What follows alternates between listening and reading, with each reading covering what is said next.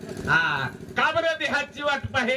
देह हे काळाचे, धन कुबेराचे, किंवा आयुष्य खातो काळ सावधान, काळ सावधान.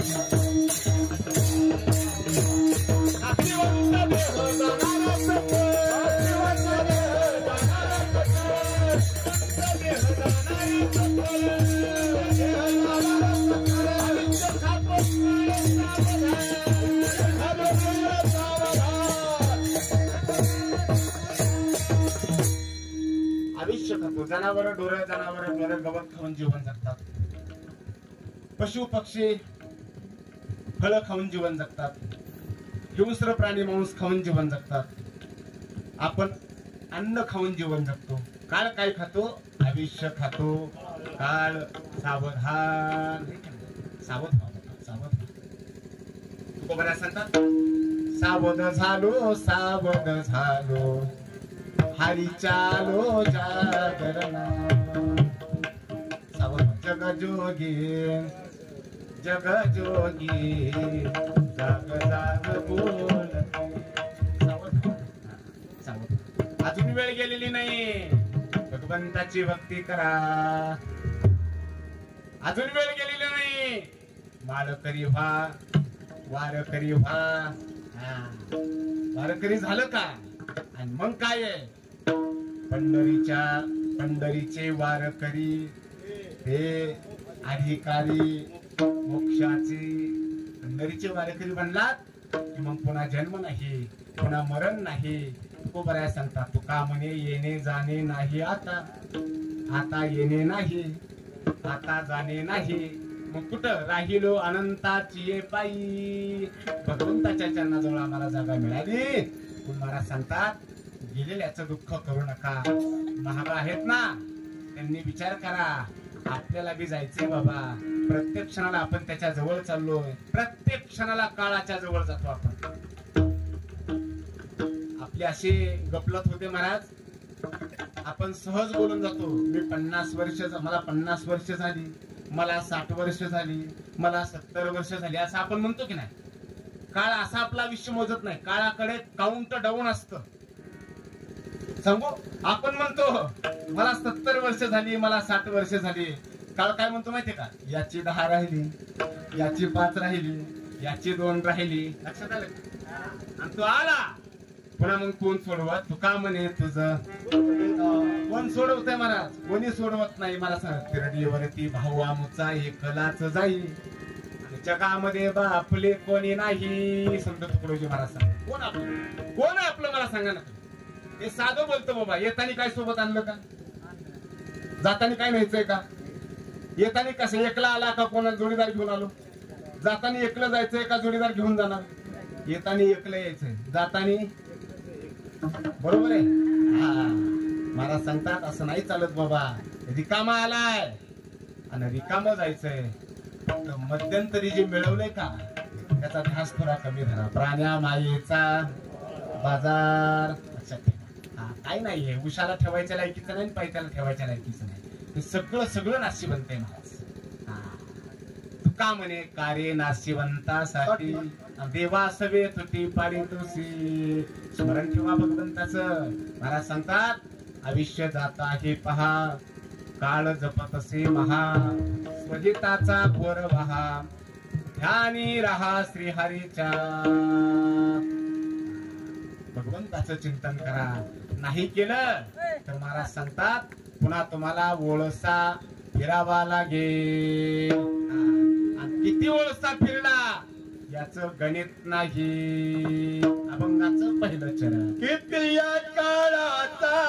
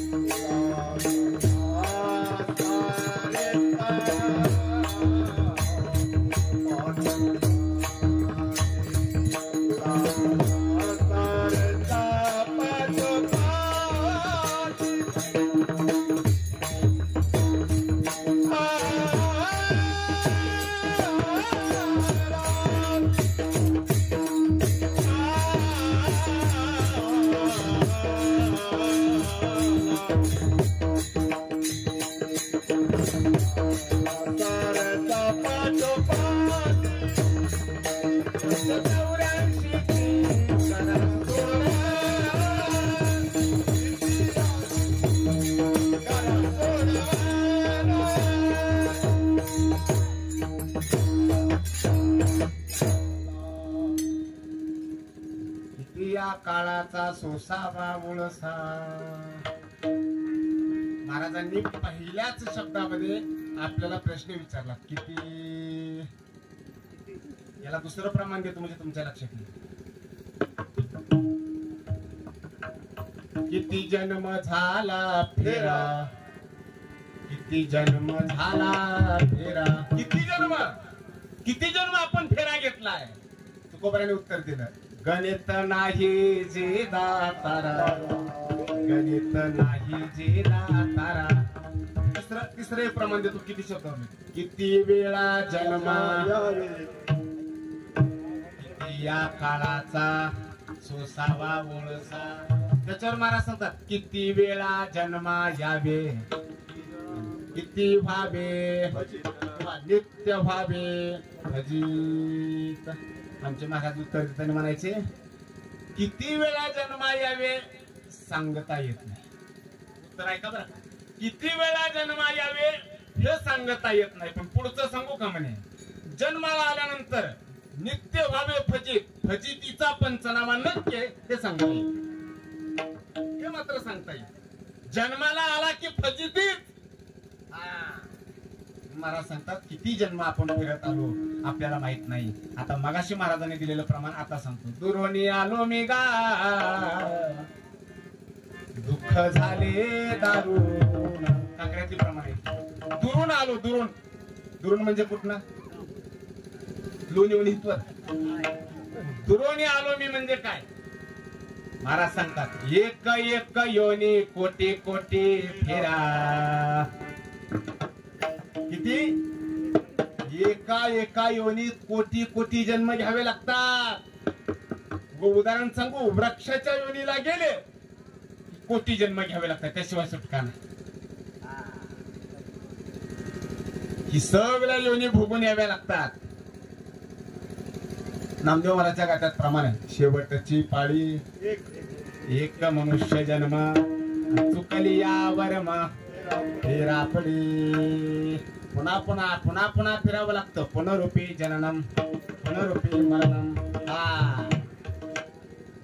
किती जन्म झाला फेरा, किती जन्म झाला फेरा नाही सांगता येत. फिरतच राहिलो आपण, सारखं फिरतोय, जन्मायचं मरायचं, जन्मायचं मरायचं. त्याला प्रमाण देऊ. महाराज सांगतात, सांडी मांडी मागे केल्या भरोबरी, अधिकची परी दुःखाची, घ्यायचा जन्म सोडायचा, जन्मायचं मरायचं, जन्मायचं मरायचं. उपजले मेले ऐसे किती. महाराज सांगतात, काय करायचं त्याला नाही बाबा. म्हणून हे जन्म मरण चुकवायचं असेल तर महाराज सांगतात, लक्ष 84ची करा सोडवण. 84 लक्ष योनीची सोडवण करा, त्याच्याशिवाय तुम्हाला मुक्ती मिळत नाही, त्याच्याशिवाय तुमची सुटका होत नाही. मग लक्ष 84ची सोडवण करायची म्हणजे काय करायचं, भजन करा विठ्ठल.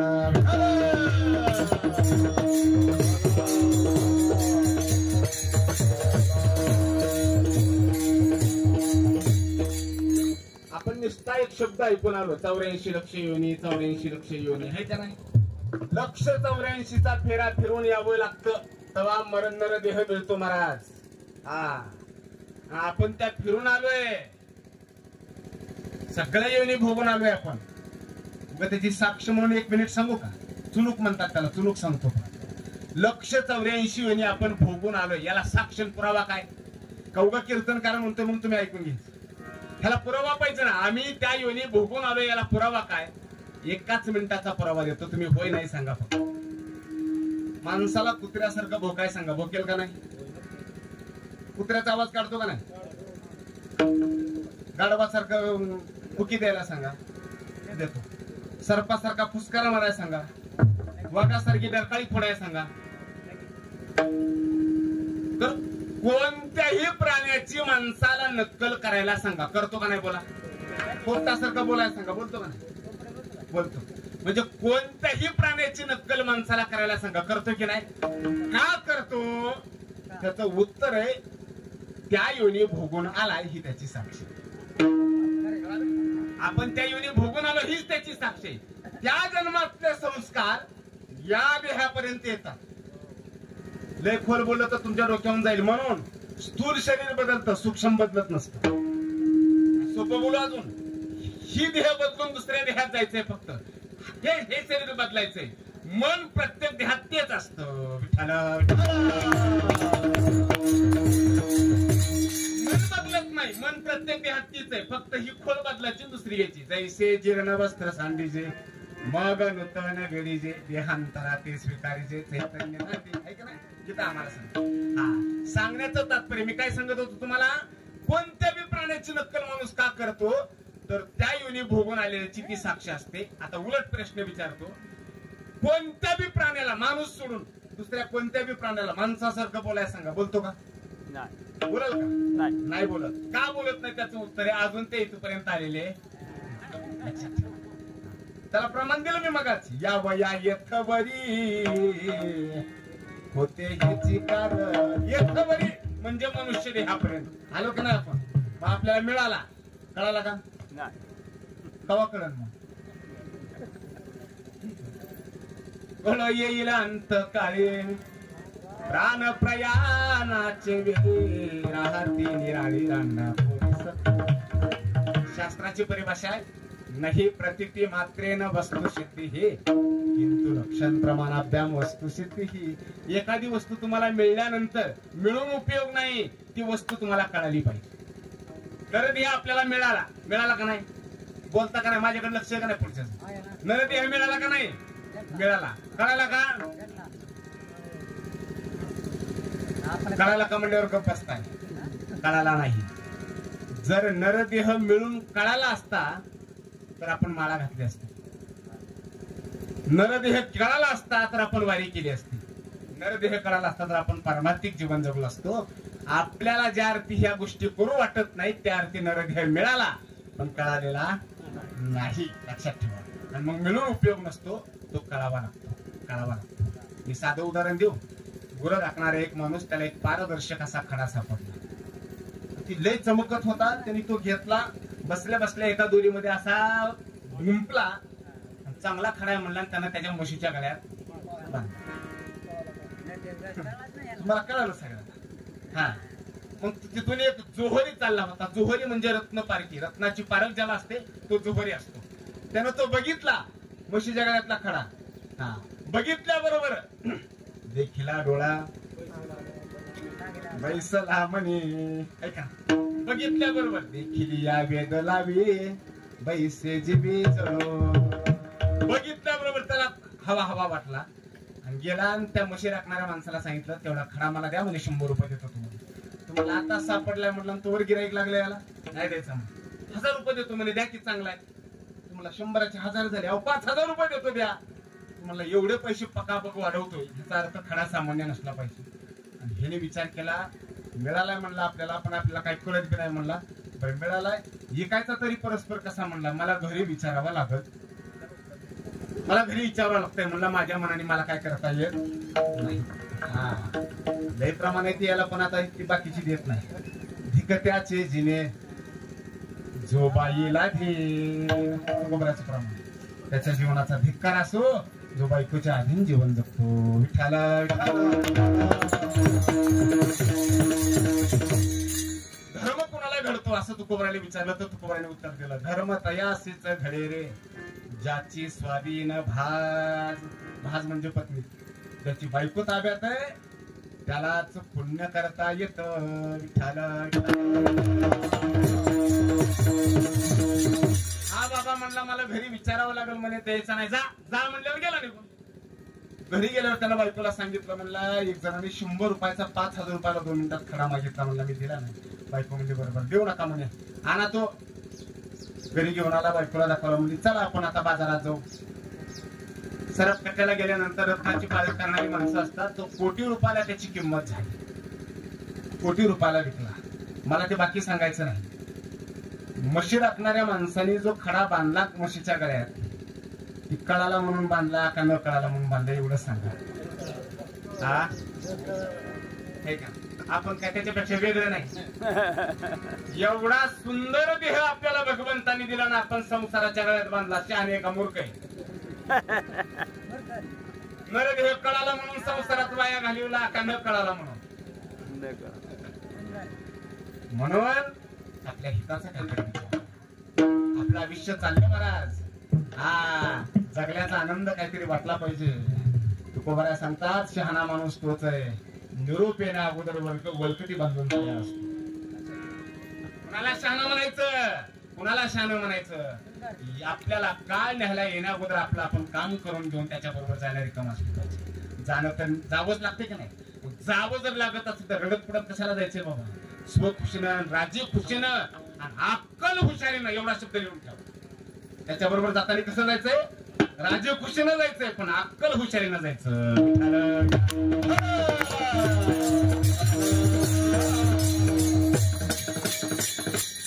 आठवलेला दृष्टांत सांगतो. कधीच परमार्थ नाही केलेला एक माणूस, अशी गावातले माणसं असते, त्याला माणूस सुद्धा म्हणून चालत नाही.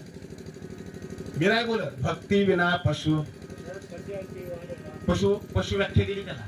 जो परमार्थ करत नाही त्याला पशु म्हणा, जो वारी करत नाही त्याला पशु म्हणा, जो एकादशी व्रत करत नाही त्याला पशु म्हणा, ज्याच्या गळ्यात माळ नाही त्याला पशु म्हणा. संतांनी सांगितलं. नवबऱ्याची ओवी सांग का. माझी भक्ती विना जळो ते जी आले पण आघा पृथ्वीवरी पाषाण नसते काही. सगळं कमीत कमी जमिनीवर म्हणून तू झाला आता. दुसरी बाबी देऊ. निंब निंबोळिया मोडोनी आला तरी कावड्यासी सुकाळू झाला. आणि भक्ती विनवाणी न लागू शाचीला. का उपयोग तुझा जन्माला येऊन. रामदास स्वामी सांगतात बरेच सांदीच गातले आपणास. जन्मा येऊन काय केले आणि तू मुद्दल गमाविले. काय करायचं. काहीतरी परमार्थासाठी हा देह खर्च करता आला पाहिजे. कधीच न परमार्थ करणारा एक माणूस. तर जाऊ दे, मी तुम्हाला सोपं विचारतो बसलेल्यांनी फक्त माना हलवा. सुटायचंय का गुतायचंय. अहो काय डांबरस ती भैबी मध्ये नाही. सुटायचंय तुम्ही बोलू नका, फक्त बाकीची बोलते. सुटायचंय तुम्हाला का गुतायचंय. नरकात जायचंय का मोक्षाला जायचंय. मोक्षाला.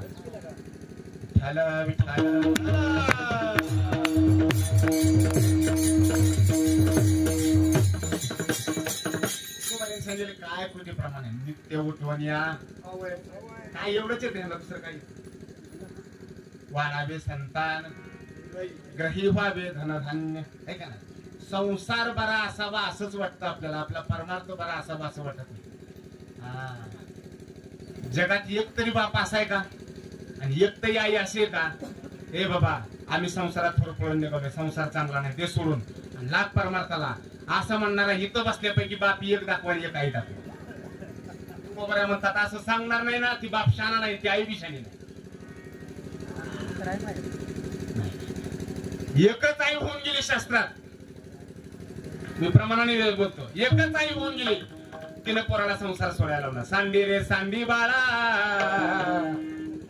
सांडी संसार छंद. आईचं नाव आहे मदारसा. विठ्ठल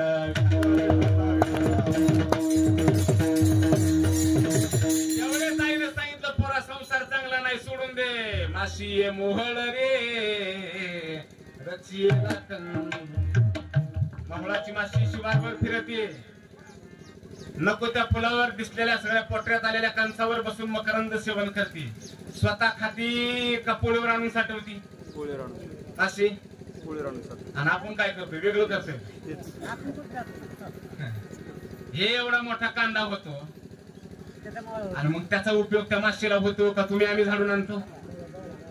मग रात्रभर दिवसभर रात्रीचा दिवस करून त्या माशीनं साठवलेल्या मधाचा तिला उपयोग का दुसऱ्याला. मग कवा कळायचं आपल्याला. तैशा परी होईल तुझ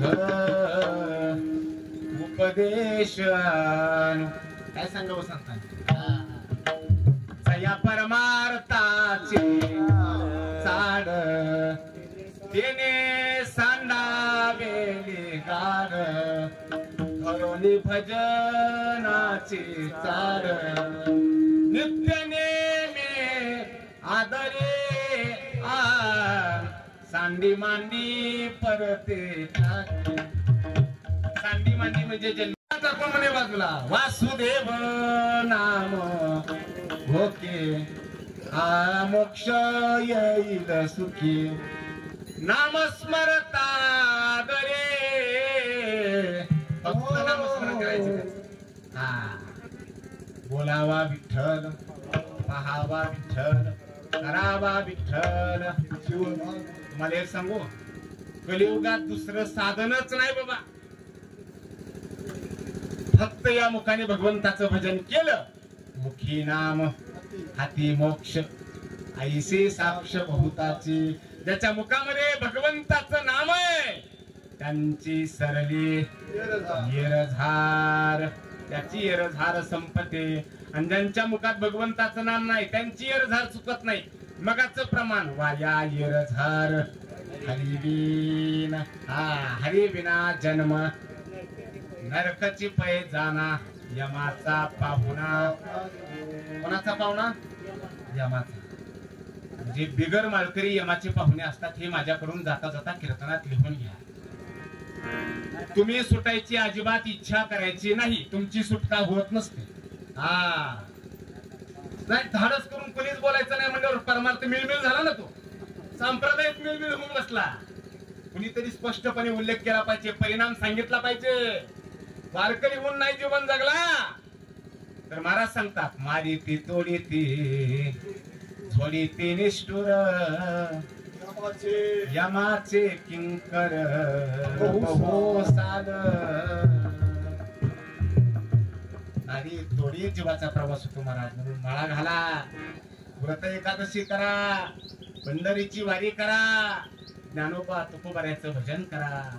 यानेच आपल्याला आता निश्चिंतीने कुंतलिया धावा कृष्णेची लक्ष 84ची करा सोडवन दिगाया शरण पांडुरंगा. 84 लक्ष युनीची सोडवन करा. उगा सांगावं म्हणून सांगतो. भजन करा महाराज मोजतील. विठाल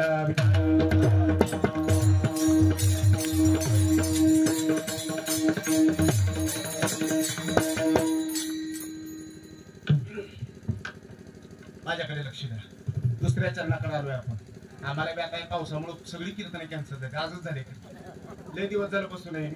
त्याच्यामुळे मी आता तास 2 तास जास्त घेतो. बाकी जास्त काय घेतो. फक्त माझी विनंती आहे जी घरातली 2-3 माणसं ती तेवढीच जाऊन नाही बघितलं पुणे त्यांनी बाकी कोणी काय उठवून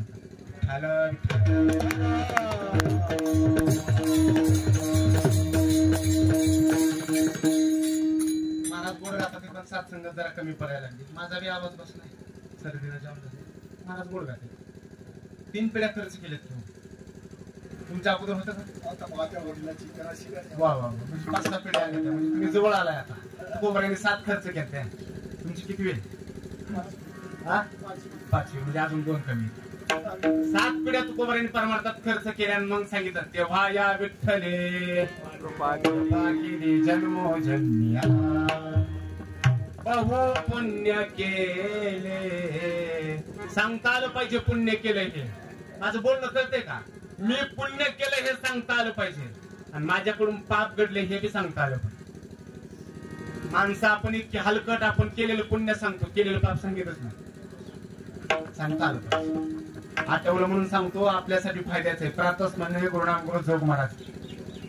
जोग महाराज आपल्या सगळ्याच्या ओळखीचे मोठा महात्मा अधिकारी महात्मा साक्षात्कारी महात्मा. जोग महाराज बोलता बोलता म्हणायचे महाराजांना विचारलं दुसरी शिक्षण आहे महाराज तुमचं.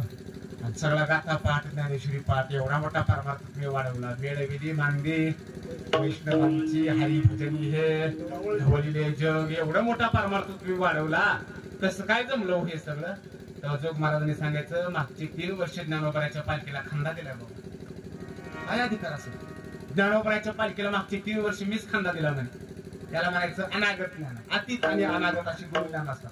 मागचं कळतं त्याला अनागत म्हणतात आणि आज होणार म्हणजे त्याला अतीत म्हणतात. मागचं कळतं त्याला अतीत म्हणतात आणि होणार त्याला अनागत म्हणतात. भूतकाळाचं विज्ञान आहे आणि भविष्याचं विज्ञान आहे. आलं का लक्षात?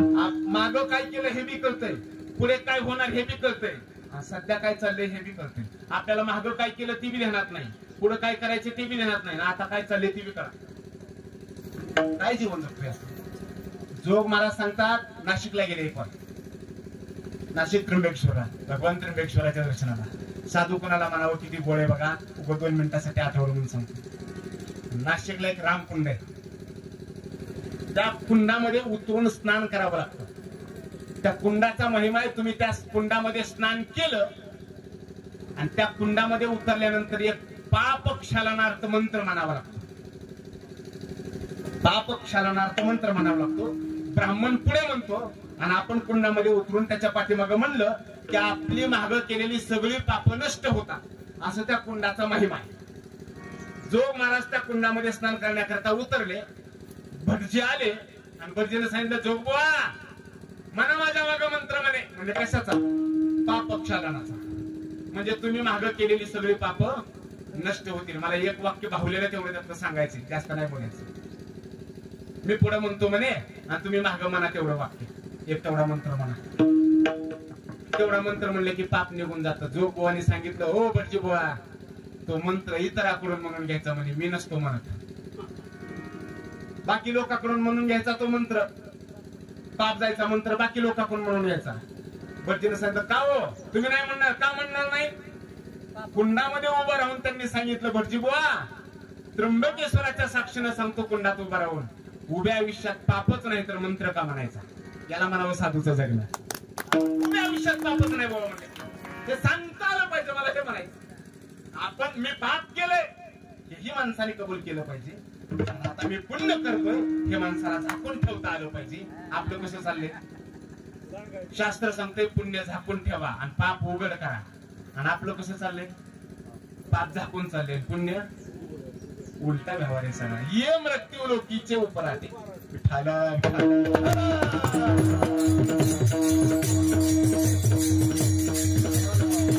साधा नियम सांगतो आता, पाप पुण्य आलं म्हणून.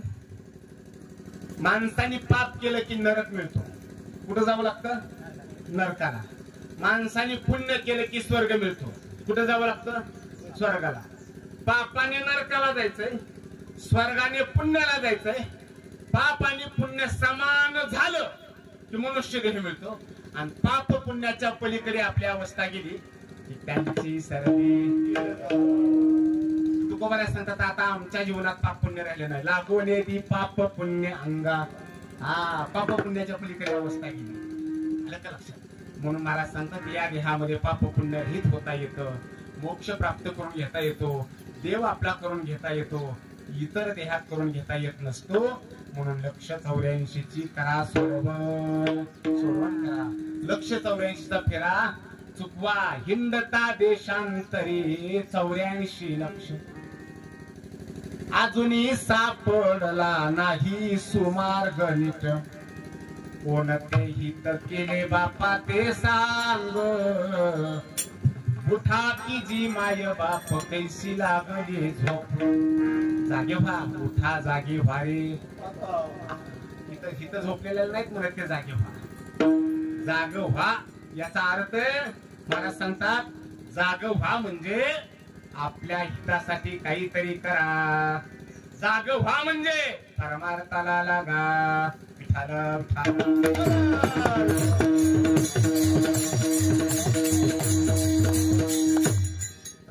आता जागा रे बाजीनो जागा, आता जागा रे बाजीनो जागा.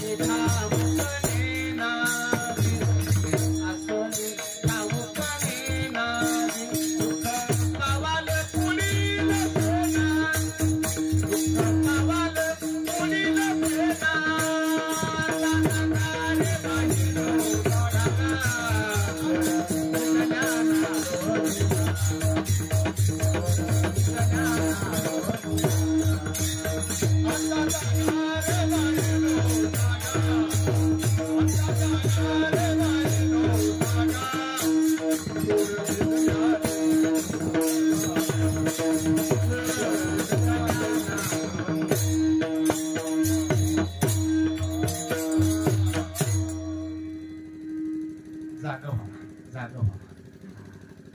आमचे महाराज एक तारीख होतं